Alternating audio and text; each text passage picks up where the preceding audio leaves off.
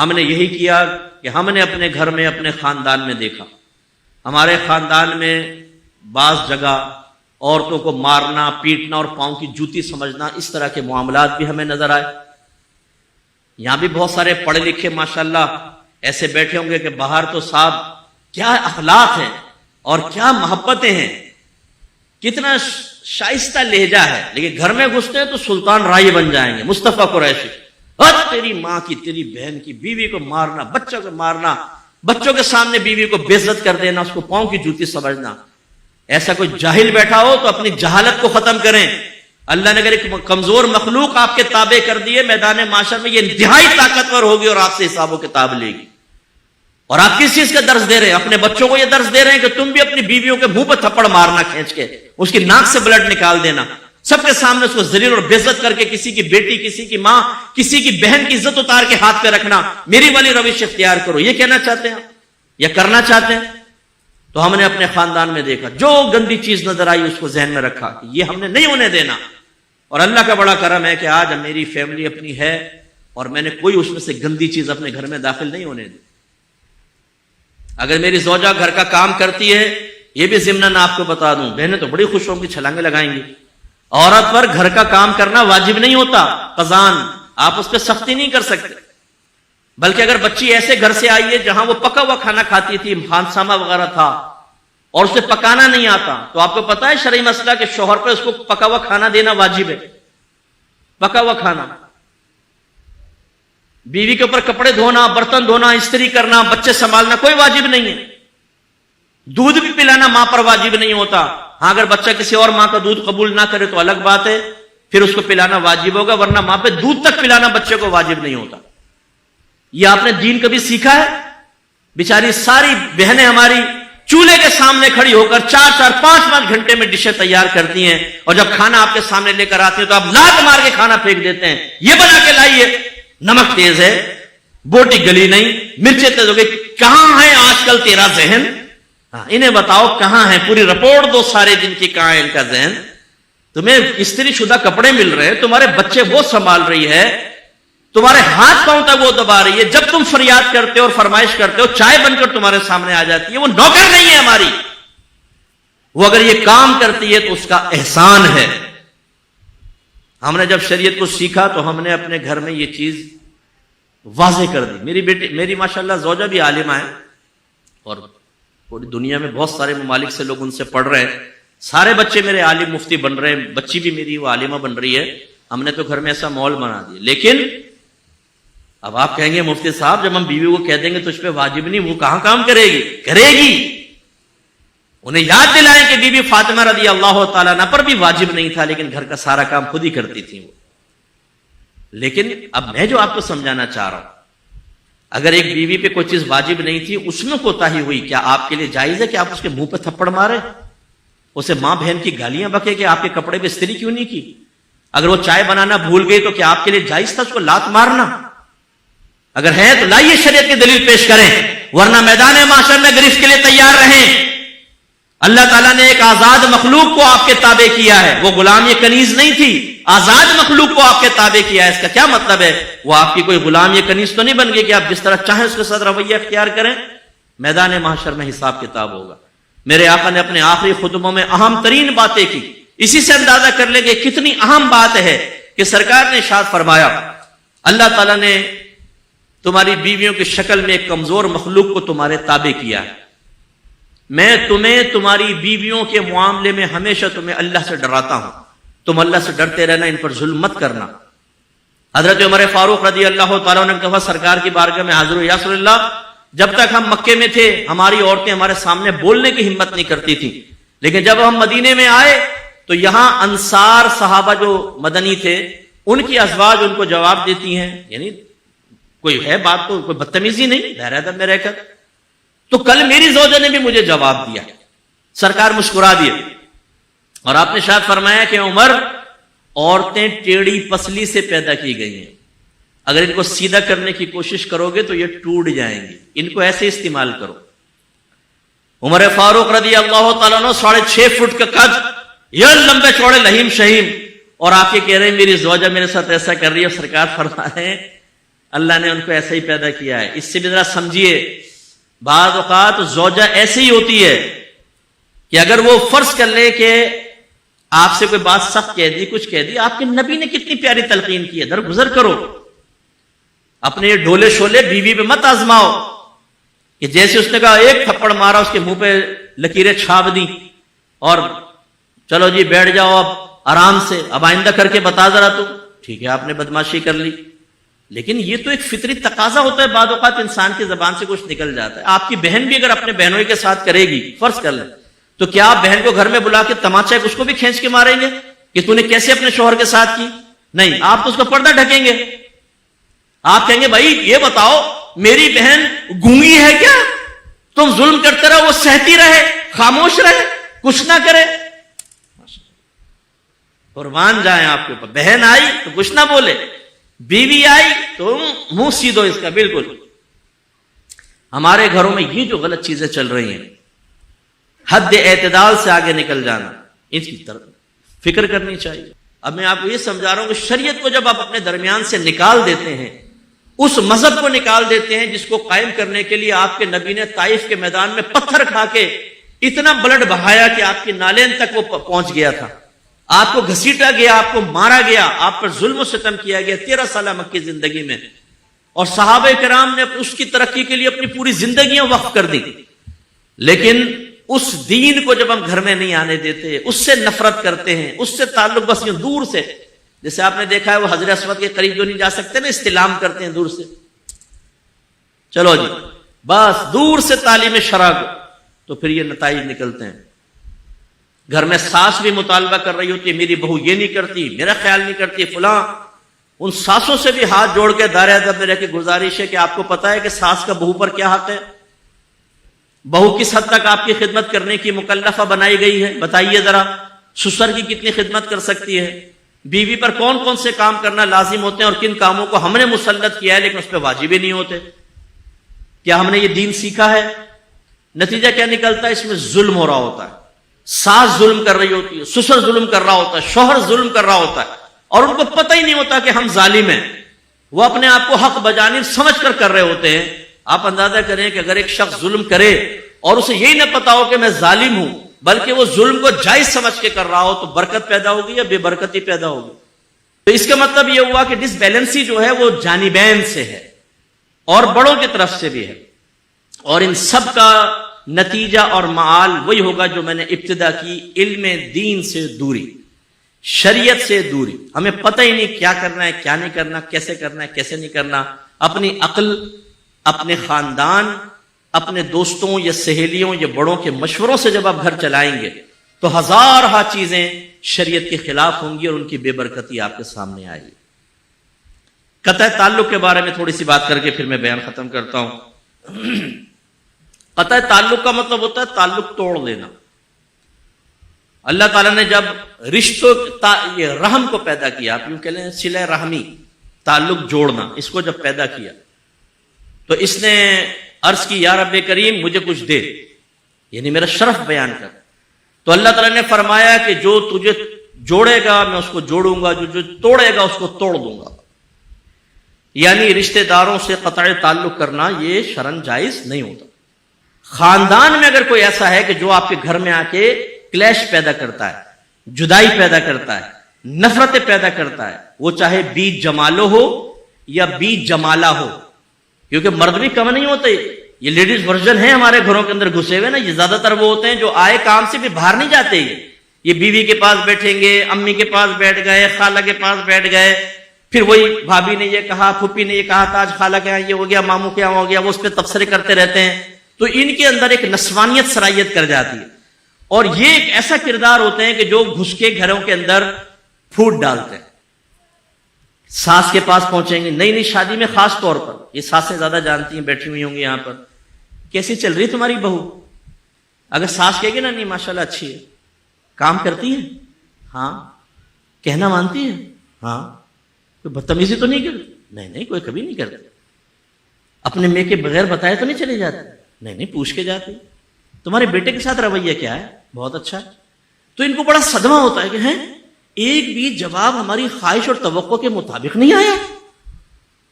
پھر بھی چونکہ اندر ایک شرارت کی رگ تو ہوتی ہے، بھائی ٹھیک ہے لیکن میں تمہیں مشورہ دے رہا ہوں، دیکھو یہ آج کل کی لڑکیوں سے ہوشیار رہنا، یہ بہت تیز ہے ڈرامے دیکھ دیکھ کر.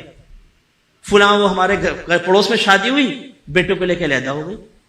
فلاں کی شادی ہوئی، ساس کے سر پہ چکلا بیلن مارا ہے تیسرے دن. امی ڈر گئے، ہوئے ایسا بھی ہوتا ہے؟ ہاں، نکل لی باہر. یہ شیطان لوگ جو ہیں، شیطان انہیں گھر سے باہر نکالا. ایسی ادھر سے فارغ ہو کے بہو کے پاس پہنچیں گے، کیسے چل رہی تمہاری ساس؟ ڈانٹتی تو نہیں ہے؟ بیٹا دیکھو برا نہیں ماننا، لیکن تمہاری ساس نا غصے کی بہت تیز ہے، خراٹ ہے، پورے خاندان میں مشہور ہے، یہ ہوشیار رہنا تھوڑا سا. اچھا میں چلتی ہوں بیٹا، جیتے رہو آباد رہو. اب کہاں جیتے گی اور آباد رہے گی؟ برباد کر کے تو تم نکل گئے اس کے دل کے اندر وہ ڈال کے. ایسی نوجوانوں کو ممانیاں پکڑ لیں گی، بیٹا کیسے چل رہی ہے تمہاری بیوی؟ دیکھو ہم بڑے تجربہ کار ہیں، ہمارا مشورہ ہے بیوی کو موبائل یوز نہ کرنے دو، گھر پہ زیادہ بات نہ کرنے دو، میکے زیادہ لے کے نہ جانا، وہی کی ہو جائے گی. او بھائی گھر چلنے دو، کسی کا پٹی نہ پڑاؤ. میرے یکسر نوجوانوں، بڑوں کو سمجھانا تو اب میرے لیے پاسبل نہیں ہے، میں آپ کو سمجھا دیتا ہوں. سب سے پہلے اپنے زوجہ سے انڈرسٹینڈنگ پیدا کرو. بچی کو اپنے شوہر کو سمجھنا چاہیے اور شوہر کو اپنی بچی کو سمجھنا چاہیے. میجر مسٹیک اس وقت ہوتی ہے جب شوہر اپنی بیوی کو اپنے ماں کے مشوروں اور خالہ اور پھپھی کے مشوروں سے سمجھنا شروع کرتا ہے، اور لڑکی اس وقت میجر مسٹیک کرتی ہے جب وہ اپنی کزن سے، اپنی والدہ سے اور دیگر رشتہ داروں سے اپنے شوہر کو سمجھنے کی کوشش کرتی ہے. ان کا گھر ہے، ہر گھر کی نفسیات علیحدہ ہے، ہر شخص کا باطن مختلف ہوتا ہے، گھر کی رسومات، لائف سٹائل چینج ہے. یہ کیسے ہو سکتا ہے کہ آپ کی کزن کے گھر کے اندر جو کچھ ہوتا ہے آپ کے گھر میں بہن ہی وہ ہوتا رہے گا؟ شوہر اور بیوی کے اندر بالکل زبردست قسم کی انڈرسٹینڈنگ ہونی چاہیے. لہٰذا اگر آپ یہ محسوس کریں کہ گھر میں پرسکون ماحول ہوتا ہے لیکن کوئی آیا گیا تو جھگڑے شروع ہو گئے، چڑچڑا پن شروع ہو گیا، تو آپ، ہماری خواتین کہتی ہیں بیٹا ذرا دیکھ تکیے کے نیچے کوئی تعویذ تو نہیں رکھ کے چلی گئی، باتھ روم میں گئی تھی ذرا چیک کر بیسن کے نیچے لگا کر تو نہیں چلی گئی. جب آپ کو یہ پتا ہے کہ وہ اتنی خراٹ قسم کی ہے کہ وہ بیسن کے نیچے تعویذ لگا سکتی ہے، گھر میں گھسنے کیوں دیتی ہیں آپ؟ نہ گھسنے دیں، منع کر دے گا ہمیں تم سے خوف ہے، تم ہمارے گھر کو برباد کرو گے، نکل جاؤ ہمارے گھر سے. یہ ہمت کیوں نہیں پیدا کرتے آپ؟ نہیں، آنا بھی ہے. نفاق اور منافقت کا معاملہ یہ ہے کہ ہم سامنے، تم بڑے دن ہو گئے تم تو آئی نہیں تھی، میں تمہیں یاد کر رہی تھی، یقین کرو، بیٹھو چائے، نہیں چائے پی کے جانا. اور جیسے نکلی بیٹا ذرا چیک کریو کہ صوفے کے نیچے کو ڈال کے تو نہیں چلے گی، بڑی چڑیل ہے یہ، عاملوں کے پاس جاتی رہتی ہے. ابھی تو آپ کا اخلاق یہ تھا اور نکلتے ہی اس کے آپ نے ایک دم پلٹا کھایا، یو ٹرن لے لیا سیاست دانوں کی طرح. تو یہ اس لیے ایسے لوگوں کو اپنے گھر میں ہرگز نہ گھسنے دیں. اللہ کا کرم ہے کہ فقیر نے تو آپریشن کلین اپ بہت پہلے کر دیا ہے بالکل. ایک خاتون آئی جب میری نئی نئی شادی ہوئی نا، تو جوائنٹ فیملی تھی، ہم اوپر رہتے تھے، نیچے کام وغیرہ ہوتا تھا، کچن ایک تھا اس زمانے میں، تو میں علیحدہ ہو گیا ہوں. تو میری زوجہ جلدی صبح اٹھ کے فوراً، میں کہتا تھا فوراً کام پہ پہنچ جانا کہ امی کو شکایت کا موقع نہ ملے. یہ میں پہلے وضاحت کر چکا ہوں کہ بطریق وجوب نہیں کہتا تھا، ریکویسٹ کرتا تھا، وہ چلی جاتی. ایک عورت آ گئی صاحب ملنے، محلے والی، ہمیں دلہن کا کمرہ دکھاؤ. اچھا ان کو بڑا شوق ہوتا ہے دلہن کا کمرہ دکھاؤ. اب میں لے گئی. اب وہ صبح صبح چونکہ ابھی یہ کمرہ سیٹ نہیں کیا تھا، پہلے کام کی فکر تھی کہ ڈانٹ پڑ جائے گی، وہ دیکھا تو ابھی ایسے ہی، چلو بھائی لے آئے. میں آیا تو امی نے کہا کہ دیکھو میں لے کر گئی تھی، تمہارا بالکل بستر یوں بکھرا ہوا، یہ وہ، بیٹا ایسا بڑی مجھے شرمندگی ہوئی. میں نے کہا امی میں آپ سے گزارش کرتا ہوں آئندہ کسی کو میری اجازت کے بغیر اوپر لے کر مت جائیے. میں کیسے اپنی زندگی گزار رہا ہوں یہ میں جانتا ہوں، مجھے اپنی بیوی کی تربیت کرنی ہے، مجھے کیا کرنا. پھر میں نے عرض کیا دائرہ ادب میں رہ کے امی سے، میں بہت، میری امی مجھ سے راضی گئی ہیں کہ امی یہ مسئلہ تھا، ایسا ہے. لیکن وہ مجھے پتا ہے وہ کیسی عورت، چابی بھر کے اور نکل لی. یہاں لڑ رہے ہیں سب کے سب. اس لیے بیٹا ذرا غور سے دیکھو، جب آپ کبھی بیٹھے ہو نا، کوئی فیمیل، بہت سارے کردار آپ کے اطراف میں دائیں بائیں بیٹھے ہوں، تو اپنے موبائل کو یوز کرتے کرتے کان لگایا کرو، غور سے سنو کیا کر رہی ہیں خواتین. تو آپ یہ دیکھیں گے کہ تیر چلا رہی ہوتی نا، فلاں ایسی کر رہی ہے، اللہ کر کے بیڑا غرق ہو جائے، فلاں بڑے خوش رہ رہے ہیں، پتہ نہیں کیا پڑھ کے بہو پہ پھونک دیا ہے، کچھ بھی جھگڑے کی آوازیں نہیں آتی، یہ تیریں چلا رہی ہوتی ہیں نا. تو ہوشیار ہو جائیں، ابھی وہاں تیر جا رہے ہیں، کل آپ کی طرف بھی آئیں گے. جو آپ کو غلط مشورے دے رہے ہیں وہ آپ کے گھر کی خوشیوں سے کبھی راضی نہیں ہوں گے. ایسے کرداروں کو باہر نکالیں. اور اللہ نہ کرے کوئی کردار اگر ایسا یہاں بیٹھا ہے تو بھائی ہاتھ جوڑ کے گزارش ہے، بی جمالا یا بی جمالو بہن یہ نہ کریں. خوش رہنے دیں کسی کے گھر کو.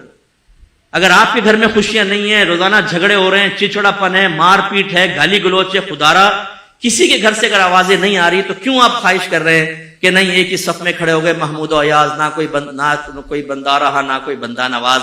ہماری طرح ہی ہونا چاہیے بالکل. ادھر سے بھی پلیٹیں ٹوٹنے کی آواز آئیں، ادھر سے بھی آنکھ بہو کی یوں دبی ہو، ادھر سے بھی ناک سے بلڈ نکل رہا ہو تو مزہ آئے گا، ہمیں سکون ملے گا. ارے خدا کے واسطے کسی گھر کو چلنے دیں. ایسے لوگوں سے دور قطع تعلق کرنا واجب ہے. پھر جو ہم ایک قطع تعلق کرتے ہیں جو حرام ہے وہ ہے بغیر کسی شرعی وجہ کے فقط اپنی ذات کی وجہ سے ناراض ہونا. جتنے بھی آپ کے رشتہ دار آپ سے ناراض ہیں یا آپ نے ان کا کٹ آف کیا ہوا ہے، پہلے تو ان کی ایک لسٹ بنا لیں. پھر میری گزارش یہ ہے کہ سبب اختلاف ڈھونڈیں، ہم کیوں نہیں جاتے، کیوں ملنا چھوڑ دیا، یہ ذرا ان کے سامنے لکھتے جائیں. اس کے بعد کسی اچھے مستند مجھ سے لینے چلیں. اگر موقع ملے میں مستند اپنے آپ کو نہیں کہتا ہوں، طالب علم ہوں، یا میرے علاوہ کوئی اچھا مستند آپ کو مل جائے مفتی صاحب، اس سے معلوم کریں یہ شرعاً ہم ٹھیک کر رہے ہیں کہ نہیں کر رہے. اس لیے کہ جو نفسانی خواہشات کے تابع ہو کر قطع تعلق کیا جاتا ہے یہ حرام اور گناہ کبیرہ ہے، اور اللہ تبارک و تعالی میدان محشر میں ایسے شخص کو جہنم میں ڈالے گا. حضرت ابو ہریرہ رضی اللہ تعالیٰ عنہ دعا فرمانے لگے تو فرمایا ہم میں کوئی ایسا تو نہیں بیٹھا جس نے کسی رشتہ دار سے رشتہ توڑا ہوا ہے، اگر ہے تو وہ اٹھ کر یہاں سے چلا جائے.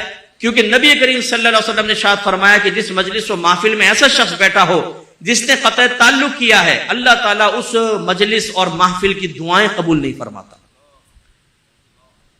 اب ہمارے یہاں کیا ہوتا ہے جی، بیٹی کا رشتہ مانگا منع کر دیا، کٹ آف. ہم سے سخت لہجے میں گفتگو کی، کٹ آف. ہم گھر گئے تھے جی، چائے کو بھی نہیں پوچھا، اب نہیں ملیں گے ان سے. یہ باتیں ناراضگی والی نہیں ہوتی، اس لیے آپ ضرور سبب معلوم کریں. اپنے گھروں کے دروازوں کو شریعت کے لیے کھول دیں. خدا را نہ نفرت کریں قرآن سے، نہ نفرت کریں حدیث سے.